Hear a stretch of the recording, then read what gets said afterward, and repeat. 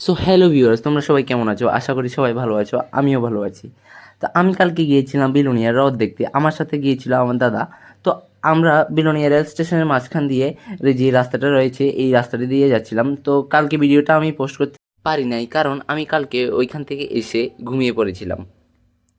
তো আমরা দেখতে দেখতে বিলোনিয়া যোগমায়া কালীবাড়ির সামনে পৌঁছে গেলাম। এখানে গিয়ে দেখতে পেলাম রথ বের করা হয়ে গিয়েছে এবং এখানে অনেক মানুষের ভিড় জমা হয়েছে। তো তারপরে আমরা কালীবাড়ির ভিতরে গিয়ে একটু ফ্যানের বাতাস খাওয়ার পরে মা কালীর দর্শন করে ওইখান থেকে চলে এসেছিলাম।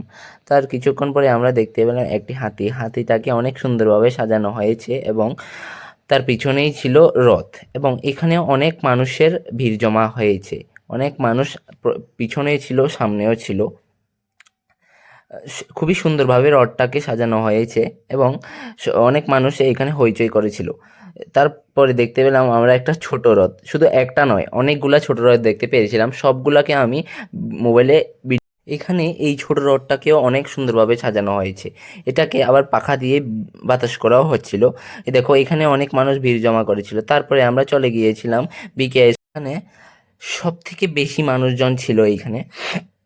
দেখো সবাই রথের দড়িটাকে টানাটানি করছে এবং আমিও মাঝখান দিয়ে গিয়ে একটু রথের দড়ি টেনে আসলাম। তারপরে এই দৃশ্যটা দেখতে দেখতে আমরা দেখতে পেলাম এখানে প্রশাসনিকভাবে অ্যাম্বুলেন্স এবং ফায়ার সার্ভিসও ছিল।